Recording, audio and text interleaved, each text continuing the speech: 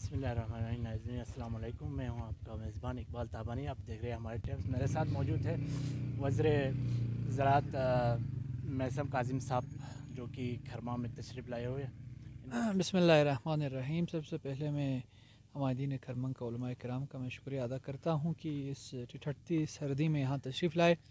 جیسا کہ آپ نے عرض کیا کہ گلگت بلتستان زرعی حوالے سے بہت زیادہ انرچ ہے، پوٹینشیل ایریا ہے، اور یہاں کی جو کراپس ہے، یہاں کے جو پھل ہیں وہ دنیا بھر میں مشہور ہے. لیکن بدقسمتی یہ رہی ہے کہ زراعت ابھی تک نیگلیکٹڈ شعبہ رہا ہے. اس حوالے سے کسی گورنمنٹ نے، کسی ادارے نے اس طرح اس پر توجہ نہیں دی جتنی دینی چاہیے. اور پاکستان ایک زرعی ملک ہے. گلگت بلتستان میں بھی لوگوں کا تعلق براہ راست بالواسطہ یا بلا واسطہ زراعت سے ہی ہے. کوئی 80% 90% آبادی کا تعلق زرعی معاش اسی پیشے سے ہیں، زراعت سے ہے. لیکن اس زراعت کے پوٹینشیلز کو کبھی ہم ایکسپلور نہیں کر سکے.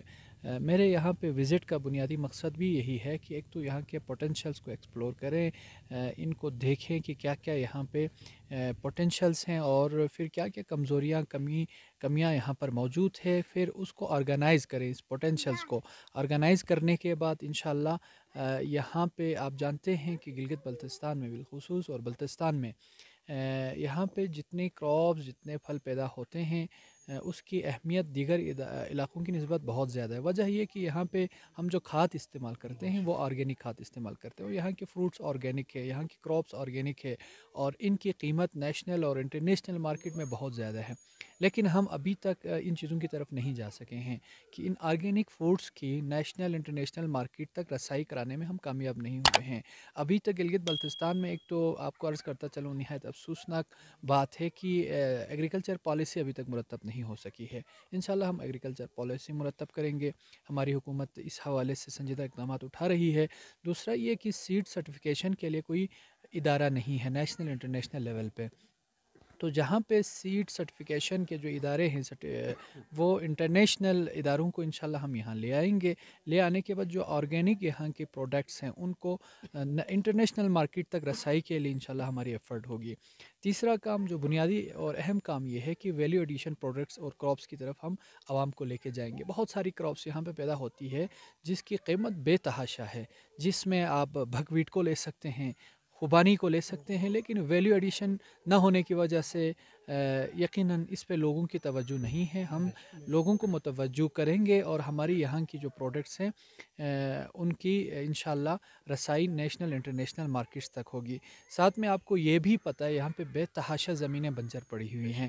آپ کے سامنے سے دریائے سندھ بہہ رہا ہے. دریائے سندھ کی زد میں ہزاروں کنال زمین تو آ رہی ہے. دریائی کٹاؤ میں لوگوں کو نقصانات تو پہنچ رہے ہیں، لیکن اسی پانی کو مینیج کر کے اب لفٹ کر کے ہزاروں کنال اراضی کو، ہزاروں ایکڑ اراضی کو قابل کاشت بنانے کے لیے کبھی کسی نے سنجیدہ کام نہیں اٹھایا ہے. انشاءاللہ ہماری یہ کوشش ہوگی جتنی بنجر زمینیں پڑی ہوئی ہیں جس میں فرٹیلیٹی تو ہے لیکن پانی نہ ہونے کی وجہ سے، وسائل نہ ہونے کی وجہ سے اس کو مینیج نہیں کر سکا ہے، تو انشاءاللہ ان تمام زرخیز زمینوں کو ہم قابل کاشت بنائیں گے، جس کے نتیجے میں یہاں کے عوام کی، گلگت بلتستان کے عوام کی انشاءاللہ جو انکم لیول ہے، انکم بڑھ جائے گی، ارننگ بڑھ جائے گی، اور معیار زندگی انشاءاللہ بلند ہوگا.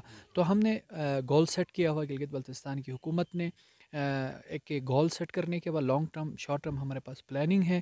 اس پلاننگ کے نتیجے میں آپ دیکھیں گے کہ گلگت بلتستان کا یہ شعبہ سب سے اہم شعبہ ثابت ہوگا، اور اسی کے نتیجے میں اور اس شعبے کی اپلفٹمنٹ اور انہینسمنٹ کے نتیجے میں گلگت بلتستان خوشحال بھی ہوگا، سرسبز و شاداب بھی ہوگا، اور مستحکم بھی ہوگا. دیکھیں پہلی بات تو یہ ہے، آپ نے کسانوں کی ٹریننگ کی بات کی. ہمارے پاس جو پوٹینشیل فارمرز ہیں ان کی انشاءاللہ یہاں پہ ہم ایک گیدرنگ کرائیں گے، ایک سیٹنگ کرائیں گے خود کھرمنگ ڈسٹرکٹ لیول پہ.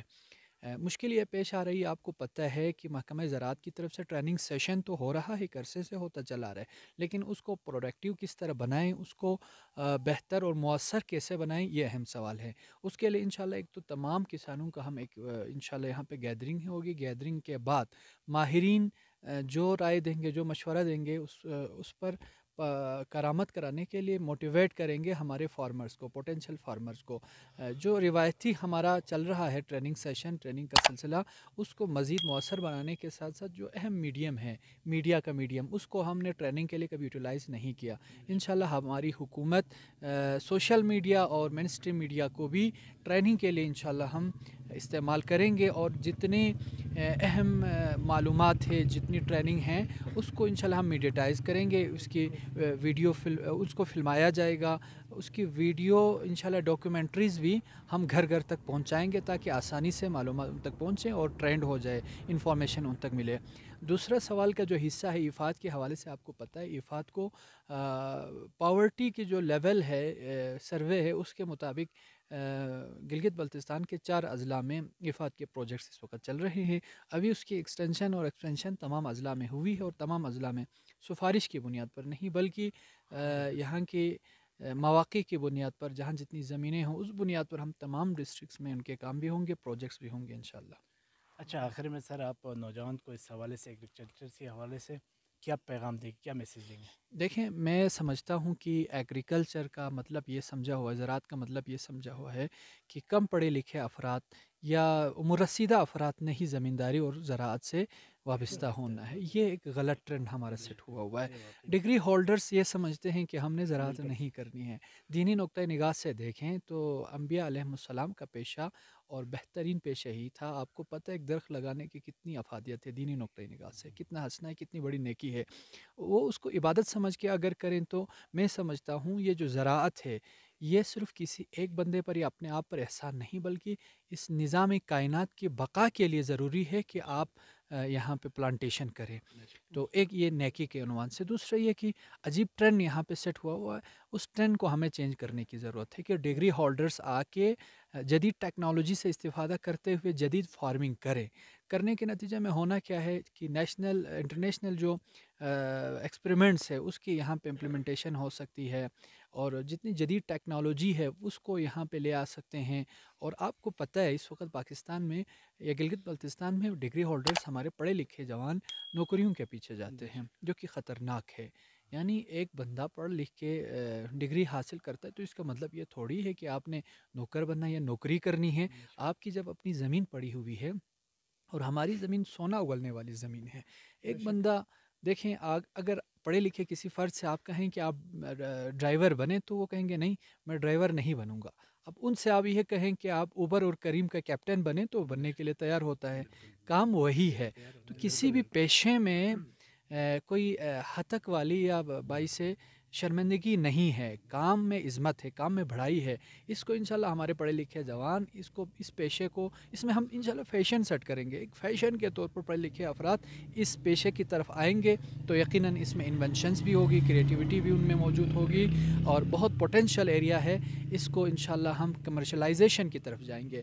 کمرشلائزیشن کی طرف جانے کے لیے جیسا کہ پہلے عرض کیا گیا، ویلیو ایڈیشن ہم انشاءاللہ ہمارے پروڈکٹس کے ساتھ نیشنل انٹرنیشنل مارکیٹ کے ساتھ ساتھ اہم جو چیز ہے جس طرح پرائم منسٹر آف پاکستان کی بھی بہت زیادہ توجہ ہے، وہ یہ ہے کہ ٹوریزم کی بہت زیادہ یہاں پہ پوٹینشیل ہے گلگت بلتستان میں. اور پھر ٹوریزم میں ایگرو یا ایگری ٹوریزم کی طرف لے کے جائیں تو پھر ان جوانوں کی اٹریکشن بھی اس طرف بڑھ جائے گی. اور ہم کوشش یہ کریں گے ہمارا جو بھی زرعی کام ہے، زرعی ہماری ایکٹیویٹیز ہے، وہ کبھی آرگنائزڈ اور گول اورینٹڈ سبجیکٹ اورینٹڈ ہماری نہیں رہی ہے. ہم اس بار یہ کوشش کریں گے کہ جو ایریا جس پروڈکٹ کے لیے، جس کراپ کے لیے زیادہ فیزیبل ہوں گے، ہم متوجہ کرائیں گے اور کنونس کرائیں گے زمینداروں کو کہ وہی کراپنگ کریں. پھر اس کراپنگ کے نتیجے میں مثلا آپ کا غاسنگ اگر خوبانی کے حوالے سے مثلا بہت مناسب ہے تو کوشش یہ ہو کہ ہر طرف خوبانی ہی خوبانی کے درخت لگے، اور پھر ہم یہاں پہ فیسٹیول کرائیں، نیشنل انٹرنیشنل لیول پہ ہم فیسٹیول کرائیں، باہر سے سیاح آئیں یہاں پہ. اس نمائش کے نتیجے میں علاقے کی بھی یقیناً پہچان بنے گی اور یہاں پہ بزنس انشاءاللہ ڈیولپ ہوگا. تو یہ ہماری بنیادی پلاننگ میں سے ہے انشاءاللہ. بہت بہت شکریہ.